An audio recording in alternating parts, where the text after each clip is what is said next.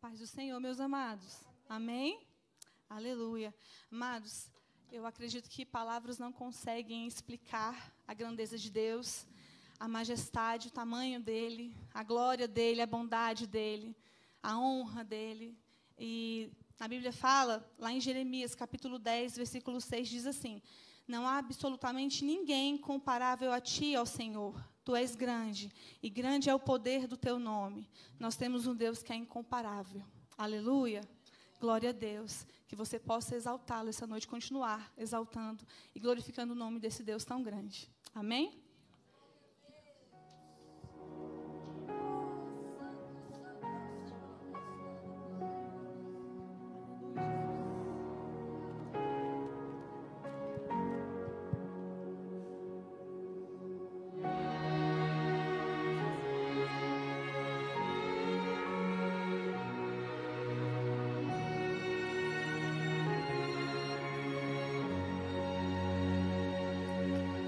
Em reconhecimento nos prostramos,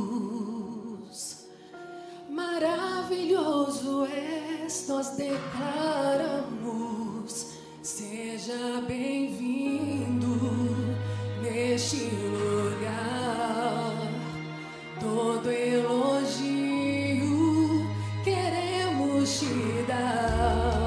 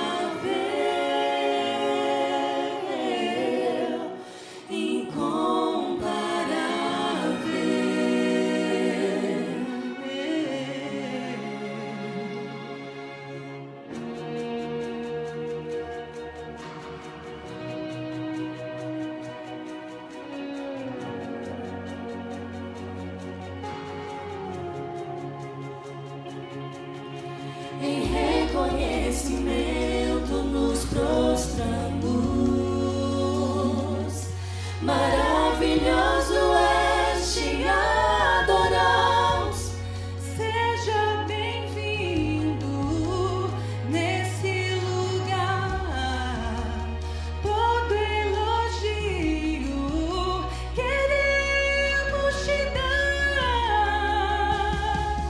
Incomparável és,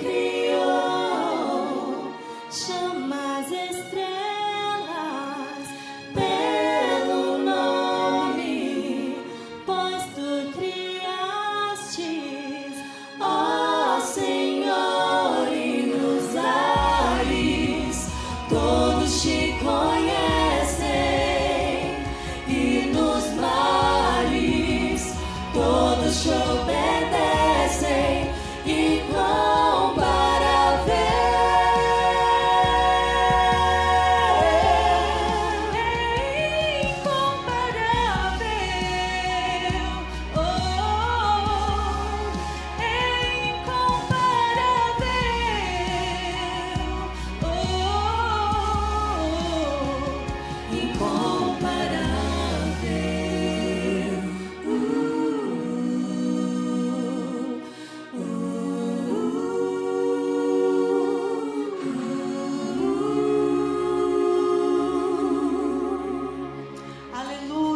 Incomparável. Nós agradecemos a oportunidade.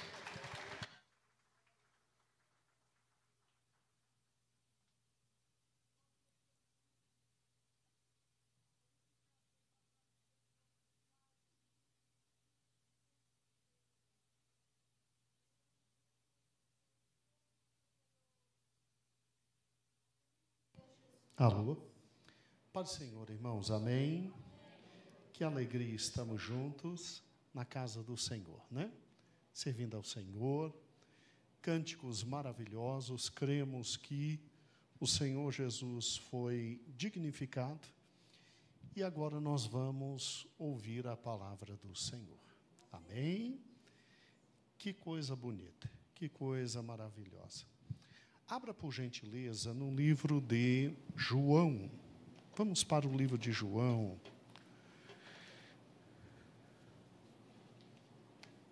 João capítulo 8.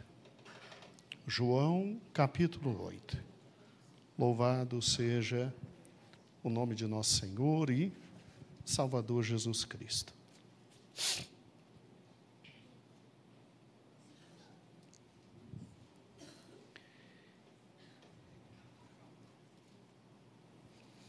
Aqui nós temos um texto, irmãos, que ele é uma daquelas tardes, noites, de grande dificuldade para o Senhor Jesus. Aqui o Senhor Jesus está, numa tarde e noite, conversando de forma não tão agradável com os fariseus e principalmente os escribas. A conversa não é agradável. A conversa beira ao ponto da descortesia. Sabe aquele momento em que as partes não estão se entendendo, a coisa vai ficando cada vez mais forte, difícil. E a descortesia chegou ao ponto de, em razão de Jesus dizer que era filho de Deus, e que o Pai o tinha enviado, e que todos dependiam literalmente dele, a descortesia chegou ao ponto de, olha, meu amigo, nós somos filhos de Abraão. Você me diga o nome do seu pai, porque pelo que sabemos da sua história, parece que você foi gerado de forma estranha. Há uma conversa meio sem nexo, meio sem sentido, meio sem lógica como você veio. Agora, vamos botar os pontos direitinho, no devido lugar, e os pingos nos devidos is. Quem é teu pai? Quem é teu pai? Obrigado, meu pastor. A conversa chegou nesse ponto. Parece que, após Jesus falar um pouquinho, eles olham e acusam Jesus de filho de prostituição. Então, os termos, assim, paralelos ao Brasil de hoje, não são tão bonitos, né? Não são tão bonitos. E aí, é no meio de uma conversa tão ingrata como essa, uma conversa tão pesada, tão indigna, tão maligna, tão baixa, que lá no final do capítulo 8, depois em casa, você leia o capítulo 8 todinho, e não se desvie, porque realmente chamaram Jesus de filho de prostituição, né? Que coisa estranha. Lá no final vem uma das declarações mais importantes da palavra de Deus. É incrível como Jesus, ele consegue pegar momentos absolutamente adversos. E ele consegue até nos momentos mais adversos trazer uma revelação extraordinária da pessoa dele. Porque, sinceramente, se sou eu e você, no final dessa conversa, fatalmente a gente perderia tanta fé, falaria aquilo que não devia, e a sorte seria se no outro domingo houvesse Santa Ceia, que aí a gente pede perdão. Caso contrário, a coisa estaria feia para o lado da gente.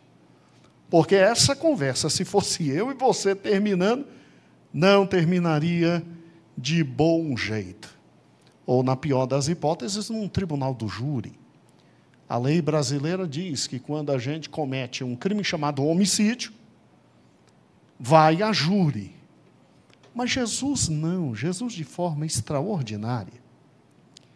Ele olha e ele diz assim, versículo de número 56. Vocês estão dizendo que são filhos de Abraão? Pois é, Abraão, vosso pai, exultou por me ver, e por ver meu dia, e alegrou-se. Aí eles somaram 2 mais 2, e disseram, está louco. Agora ele partiu para a insanidade mental. Agora faltou para esse homem um mínimo de centralidade no tocante a pensamentos. Porque se ele não tem mais de 50 anos, como é que ele viu Abraão, que viveu em nosso tempo, e Abraão o viu? Se historicamente Abraão está distante de nós 2000 anos. Aí olharam para ele, no versículo de número 58, 57, disseram-lhe, pois, os judeus, ainda não têm 50 anos. Como pode dizer que vistes Abraão? Disse Jesus, em verdade vos digo, que antes de Abraão existisse, eu sou. Aí pediu a morte. Aí, sinceramente, pediu a morte. Não foi à toa que no final do capítulo, diz no último versículo que eles pegaram pedra para atirarem, e se Jesus não sabe correr e sai rapidamente, a coisa tinha ficado absolutamente fora do controle. Porque Jesus olha para eles e Jesus fala da forma mais séria possível. Quando um judeu queria olhar para outro e falar algo que era verdade, absoluta verdade, ele dizia sempre, em verdade te digo. E aí vinha o que ele queria dizer. E aí Jesus, no meio de tudo isso, eu não sei pessoalmente se para puxar briga extrema, ou se para literalmente acossá-los e provocá-los, ou se num ato de amor e misericórdia, ele disse, antes de Abraão existir, eu sou. E eles pegaram pedra, porque eu sou, era tão somente a designação do nome do grande Deus que Israel deveria servir. Desde o Shema, ou seja, ouve, ó Israel. O Senhor Deus é o único Deus. A expressão eu sou para eles era e é ainda o nome de Deus. Como assim, pastor? Volte comigo, por gentileza. Lá no capítulo, agora é Êxodo, início de Êxodo, Volte comigo em Êxodo. Lá no querido início de Êxodo, creio que capítulo 3, isso. Quando você tem Êxodo, capítulo 3, olha que interessante. Você tem o chamado de Moisés. E Moisés, lutando de todas as formas para fugir do chamado, porque já tinha colocado a mão pelas pernas, já tinha feito tudo que não podia fazer, fugiu do Egito, não como príncipe, mas como assassino, se arrebentou todo, já estava há mais de 40 anos, fugitivo, com 40 anos cometeu o primeiro homicídio, e pensou que ia ser faraó, aos 80 anos, já olhava para a vida e dizia, olha, eu estou aqui em Midian, está tudo bem, vamos cuidar de todo o rebanho do meu sogro, deixa tudo para lá. Aí Deus chama e Deus diz, ó, é você que eu vou usar para tirar o meu povo da escravidão. Aí Moisés olha e diz, está brincando. Senhor, brincadeira tem hora e dia. É 80 anos que eu estou nas costas. A minha chamada já foi. Meu tempo já era. Eu não sou o garotão de 40, cheio de vigor, cheio de inteligência, que falava com o príncipe, que dominava todas as artes e ciências, e escrita e conhecimento do Egito, que estava sendo preparado, caso não houvesse sucessor, para ser faraó. Virei pastor de ovelha. E no momento que eu estou velho, estou como pastor de ovelha, não tenho nada.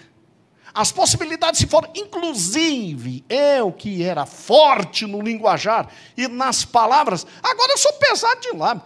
Leva mal não, levanta o outro que eu tenho mais o que fazer. Estou fora do projeto. Aí Deus vai se irritando, se irritando, se irritando. Não sei se por medo, porque Moisés vê Deus irritado, Cristo, né? Ou se por temor, ou dizendo, tá, vamos entrar e vamos ver o que vai acontecer. Ele consegue colocar o irmão dele no meio da jogada, então tá bom, você não quer falar, então Arão vai falar no teu lugar. Você vai ser como Deus para Arão, e Arão vai falar em teu lugar. Pronto, mas eu quero você. E não discute. Ele, então tá bom. Aí ele, posso fazer mais uma pergunta? Fala. Quando eu chegar lá, eles vão me perguntar o nome do Senhor. Sabe por quê? Porque lá no Egito, existia no panteão egípcio só mais de 300 deuses. O Nilo era Deus, o jacaré era Deus, a pombinha era Deus, tudo é Deus. E cada um tem nome. Então, qual o teu nome? Aí Deus olhou e Deus disse, ok. Versículo de número 13, no final, ele diz, se me perguntarem qual o seu nome, o que eu vou dizer? Versículo 14.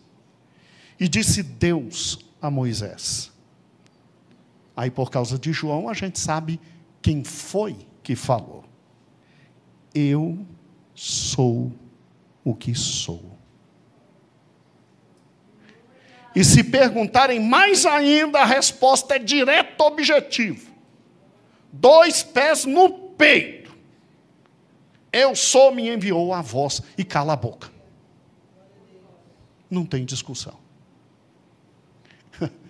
É interessante isso, porque quando a gente pensa no eu sou, ou seja, esse nome traduzido da Yod Vav He Vav, que significa Yahvé. E olha que a gente está pronunciando algo que a gente não sabe nem se há pronúncia. Yahvé. E que sempre traduzido para o português, eles colocam Senhor. Que a gente não sabe a tradução do nome. É o tetragrama sagrado. Mas o eu sou, ele sempre foi uma referência fundamental ao povo de Deus. Por quê? Porque com esse nome estranho, absolutamente único, como se aqui não tivesse nem nome, nem prenome, nem sobrenome, nem agnome. Eu sou. Foi exatamente aquele nome mediante o qual o povo de Israel veio sendo conduzido em toda a sua vida. Porque nós, evangélicos, pentecostais, em 2024, quando a gente escuta, eu sou, a gente se alegra. A gente fica feliz. Que a gente sabe o que está por trás disso. A gente sabe perfeitamente que o continuar da história é, à medida que o povo ia caminhando, e algo de grande e poderoso era necessário, uma intervenção milagrosa era necessária. É óbvio que aquele povo clamava, e o grande eu sou se manifestava. Precisava de proteção? Ele se manifestava como escudo, eu sou teu escudo. Precisa de água? Excelente, eu sou a fonte. Precisa de pão? Sem nenhum problema, cai pão do céu, porque eu sou o maná. Aí precisa de luz, para poder enxergar e para poder não morrer nos graus térmicos absolutamente negativos no deserto de madrugada. Excelente, eu sou uma coluna de fogo que deixava a rapaziada feliz. O primeiro ar-condicionado criado no mundo. E de manhã, quando o sol beirava aos estrondosos 48 graus, eu só vi isso na minha vida uma vez. Aonde? Só pode ser no Rio de Janeiro, no verão. Meu sogro me levou, e meu pai ficou orando, e meu sogro me trouxe de volta. Você pode imaginar eu viajando para o Rio de Janeiro, dirigindo, é só Jesus que cuida, não é? No meio da viagem, inclusive, bati no carro do meu sogro. Foi um totozinho. Gente, sem brincadeira, a rapaziada do Rio chegou, uau, agora vai ter morte. Aí eu saí do carro, vi o carro, meu sogro saiu, olhou para mim, eu dei um beijinho nele, aí o pessoal, aí foi embora. 48 graus. Meu irmão, uma nuvem em cima, isso é fantástico. Ar-condicionado celestial. Isso é o grande eu sou. E a coisa continua durante todo o Velho Testamento. E quando eles pensaram que tinha tudo acabado, o eu sou vem e anda com eles. Fala com eles. Vive com eles.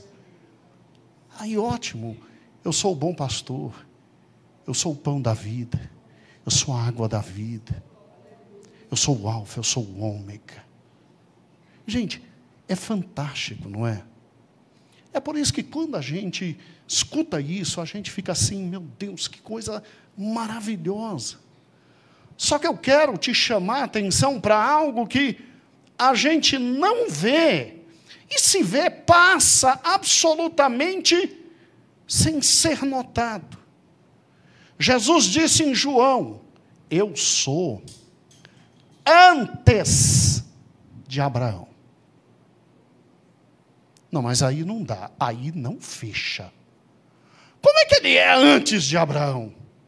Se o eu sou vem muito depois de Abraão, porque salvo o melhor juízo, ou enlouqueci, ou tem algo estranho. Abraão, Isaac, Jacó. Continue. Continue. As 12 tribos. Continue. Escravidão. Continue. Egito. Aí sim é que vem quem? Moisés. 40 anos como príncipe no Egito. 40 anos como pastor, trabalhando com sogro. Aí, com 80 anos, é que Deus chega para ele e diz: liberta meu povo, eu vou libertar por intermédio de você. Qual o seu nome? Eu sou. Mas Jesus, que é o eu sou, ele diz assim: eu sou antes de Abraão. Antes de Abraão, eu sou. Você já pensou nisso? Você já pensou que você tem um Deus que nele não tem variação? Um Deus que é o mesmo ontem, hoje e eternamente? Um Deus que, quando diz eu sou, uma das melhores interpretações é na Nova Almeida. Meu filho, você tem a Nova Almeida aí, não tem? Traz correndo. E traz em Êxodo 3. Traz logo. Uma das melhores interpretações, se eu não estou doido, eu acho que é. Se teu pai comprou certo, que eu falei para ele comprar para você. Está aqui, ó. Exatamente. 13, 18. Aqui, ó. Eu sou também significa eu serei o que serei. Eu farei o que farei.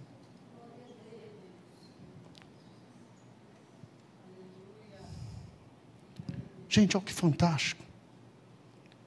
Se você parar e pensar, o grande eu sou, ou seja, o Deus que por misericórdia e graça se adapta às limitações que nós estamos tendo. E por graça, Ele atua dentro das nossas limitações para nos abençoar. E de nós ter misericórdia, suprindo a cada momento, cada uma das nossas necessidades. Ele é esse tipo de Deus antes de Abraão. Antes de Abraão, eu sou. O que ele está querendo falar com isso? Ele está querendo falar que, desde a criação, o eu sou é eu sou. Desde a criação, ele controla todas as coisas. Desde a criação, ele não é limitado, porque se eu digo eu sou algo, eu acabei de limitar o eu sou, mas ele simplesmente completa, na medida que eu preciso, sem deixar de ser o que ele é, eu sou, e vai completando na medida das minhas necessidades. Você já pensou quem é o eu sou na criação? Você já pensou nisso? Abra Jó, capítulo 38. Jó, capítulo 38.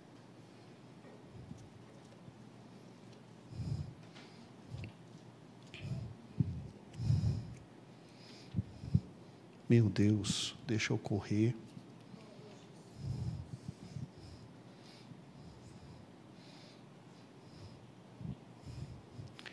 Em Jó capítulo 38, olha que interessante.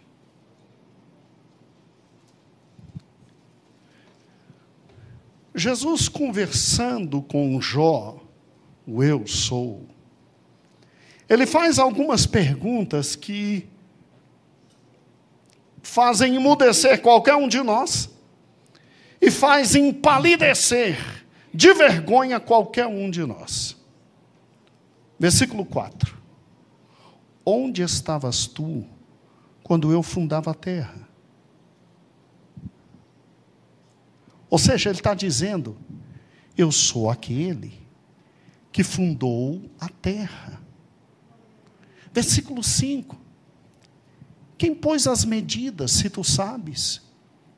Ou quem estendeu sobre ela o cordel? Que a Bíblia diz que o Senhor, inclusive, dimensiona, mede montes com a palma da mão, assim, ó. Todos os montes da terra ele faz isso, ó, com a palma da mão. Ah, deu 5.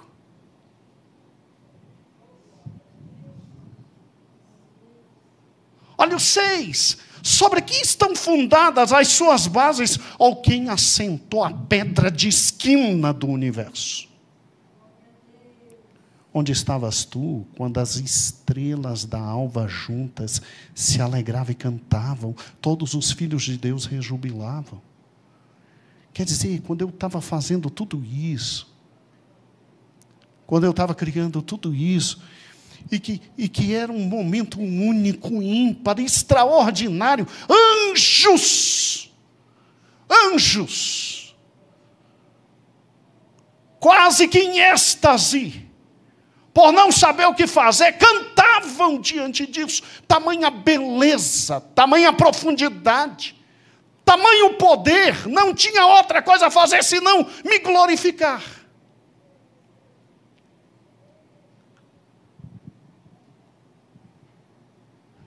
Versículo 8. Quem encerrou o mar com portas? Quando transbordou e saiu da madre. Quando eu pus as nuvens por vestidura e a escuridão por envolvedouro. Quando eu passei sobre ela o meu decreto e pus porta e ferrolhos. E disse aos mares, até aqui virás, e daqui para frente, tu não andas, e nem se quebrarão as tuas ondas. Ou desde os teus dias, desde ontem na madrugada, ou mostrastes alva o teu lugar, para que agarrasse nas extremidades da terra, e os ímpios fossem sacudidos por ela. Tudo se modela como barro, como selo, e se põe como veste. E dos ímpios se desvia a luz, e o braço altivo se quebranta. Ou entrastes tu até as origens do mar, ou passaste o mais profundo do abismo. Ou descobriram-se-te as portas da morte. Ou vistes as portas da sombra da morte. Ou com teu entendimento chegaste às larguras da terra, faze-me saber. Me diz onde está o caminho da morada da luz. Isso é lindo, né? E quando as trevas, onde está o seu lugar? Para que traga os seus limites e para que saibas as veredas da sua casa. De certo, tu sabes. Porque já então eras nascido.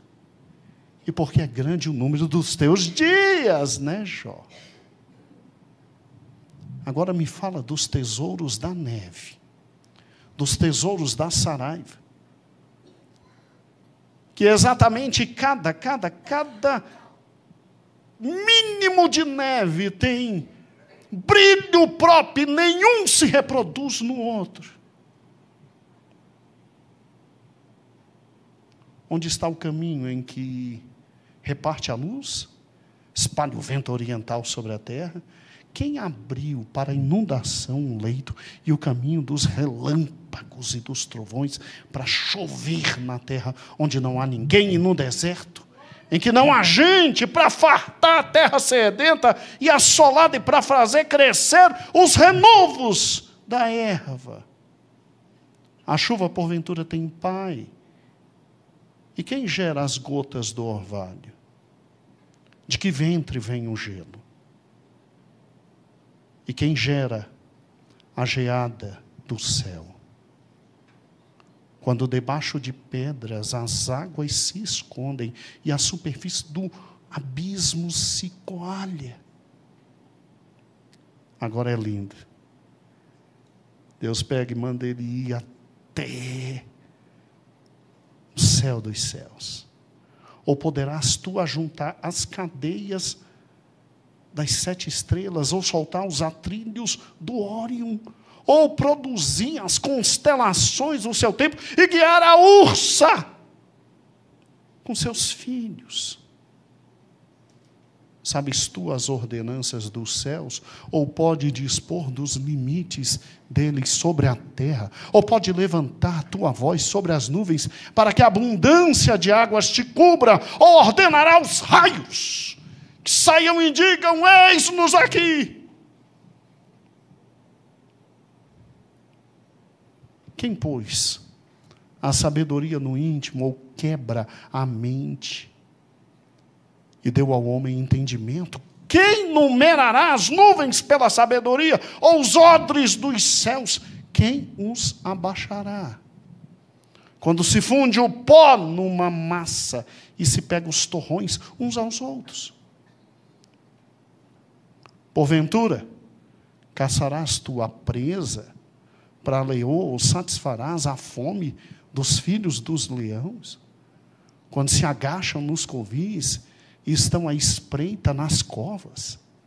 Quem prepara os corvos, o seu alimento, quando os pintainhos gritam a Deus e andam vagueando, por não teres o que comer? E aí ele continua.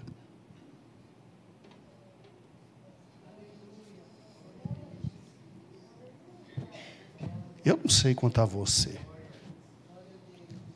mas eu tenho a sensação de que há um Deus que, com sabedoria ilimitada, poder grandíssimo, fez céus e fez terra. E com amor incomensurável conserva céu e terra. Porque um texto desse me faz entender que em Gênesis, quando ele disse haja luz e houve luz, quando ele disse façam-se separações e apareçam águas na parte de cima e águas na parte de baixo e o firmamento, quando ele disse de forma muito clara, separe a porção seca e apareça a terra e os mares, um texto como esse me mostra que ele não somente criou e fez, mas que ele conserva, porque ele colocou ferrolhos para que águas não atinjam terras. Um texto como esse me faz entender que depois que ele enche de vida vegetal, vida animal, vida humana, ele é tão bom com cada uma das criaturas que ele não permite que pintainhos pequenos e desamparados por seus pais fiquem sem comer, porque se for necessário ele envia corvos para que comida cheguem a esses. Um Deus como esse, que fez desertos inabitáveis, ele é capaz de abrir poços de misericórdia e criar oásis no meio deles, para que aqueles que necessitarem um pouquinho de paz e segurança e graça e misericórdia e comida possam atravessar um deserto. E ele faz isso todo dia, independente de reconhecimento, independente de eu e você ou não louvarmos, é da natureza dele, do grande eu sou. Deus de misericórdia, que Deus é esse?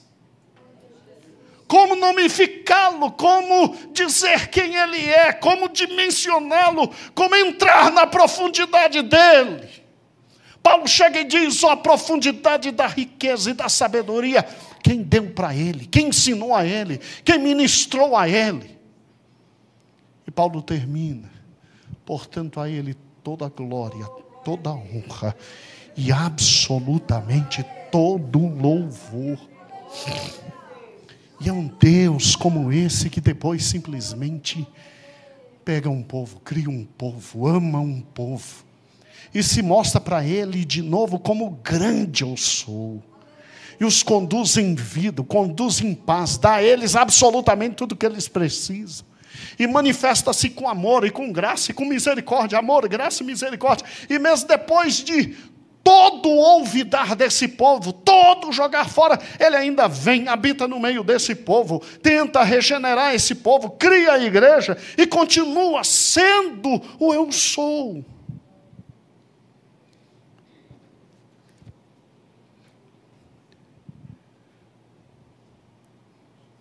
Eu não sei você, mas eu creio no amanhã. De todo o meu coração.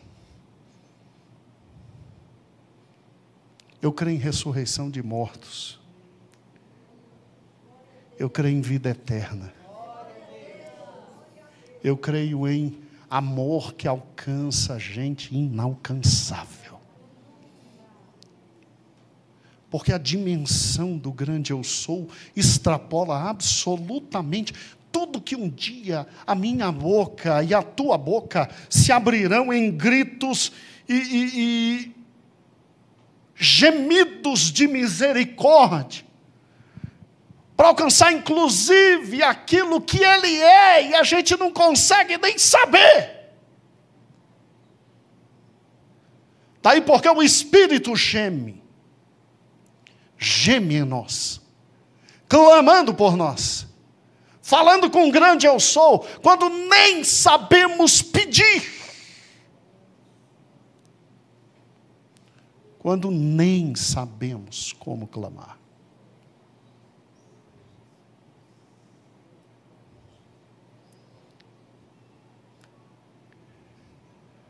O grande eu sou significa Deus Criador.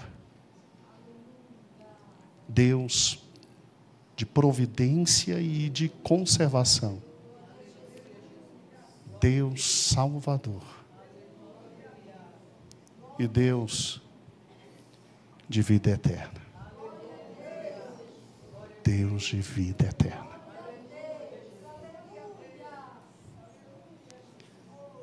E ainda bem que Ele é desde antes de Abraão.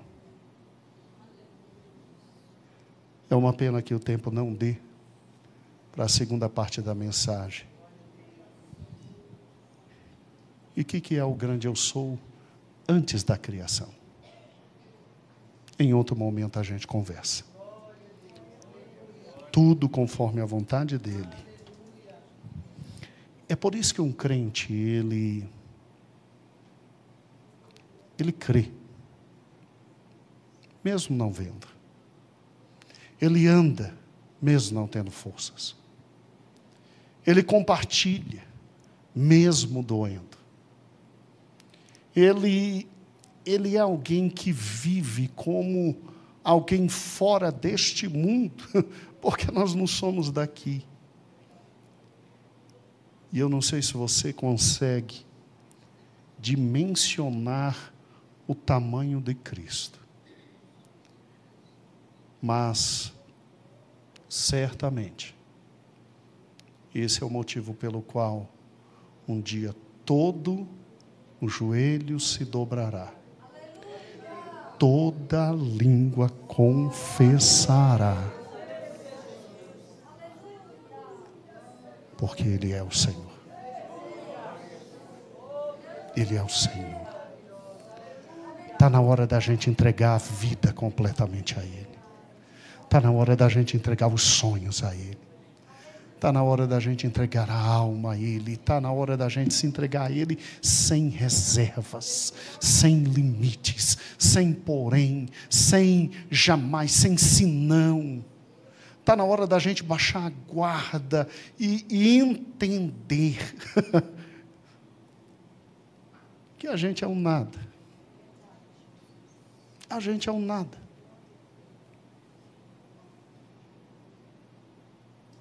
Eu quero terminar com um hino e já passo então para a pastora.